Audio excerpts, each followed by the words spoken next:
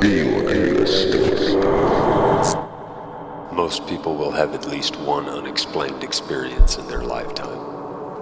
The following is my account of one such occurrence. About a year ago, my wife and I purchased our first home.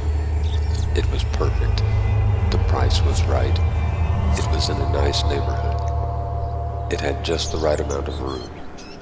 Nothing extravagant, but nonetheless a great starter home. However, the story is not about my home, but a much eerier location. I refer to this place as the Yellow House. This is where my experiences began. The Yellow House sits quietly next door to my new home, abandoned and condemned. In an attempt to find the previous owners, I obtained a number to a property management service. I called the service and spoke with a man. This man informed me that as far as he knew, the loan on the house had been subbed out to an online bank, and his company no longer managed the property.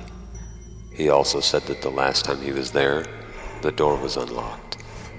Having told him that my wife and I had just bought the house next door, he suggested there might be some useful items left in the old house.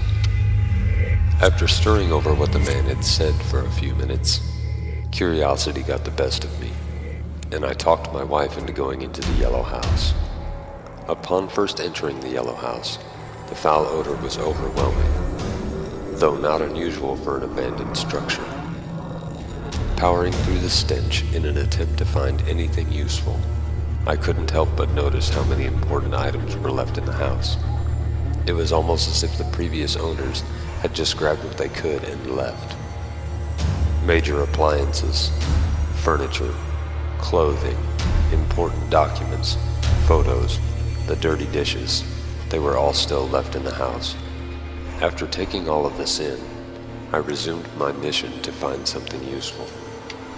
We already had all of the appliances we needed, and already feeling like I was doing something I shouldn't, we decided to leave. On the way out the door, an object caught my eye. A chair, sitting alone in the center of one of the downstairs rooms. I suddenly felt that I needed this chair, though I had absolutely no use for it. As I reached for the chair, I stepped on something. Thinking it was trash under my feet, I looked down to see what it was. It was not trash. It was a dead blackbird. This would not be unusual for a vacant home. However, this was one of 6 dead blackbirds in a circle around the base of the chair. My wife immediately grabbed my arm and said, "We don't need that chair." In agreement, I backed away from her. She then asked if we could leave. I still wanted to look upstairs. As we ascended the stairs, the house took on a whole different feel. It was much darker, although it was sunny outside. The air felt heavier. A strange sensation began to course through my body. Chills ran down my spine. I do not generally get scared easy, but I felt unwelcome, as if something bad was going to happen if we didn't leave the house. I had never felt like this before.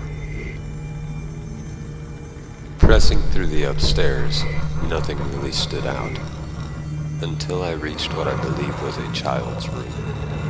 This room felt very different from the other rooms of the house. It was lighter. The air was easier to breathe, though this did not make the room any less strange. On the walls was a strip of wallpaper. Below the wallpaper strip were crude drawings and strange text, all repeating one word: Tamat. As I scanned the walls, glancing at all of the markings, my heart began to race. I felt confused. What was with this chair, and why was my name on these walls, forward and backward? I wanted to know. I needed to know. And I was going to find out.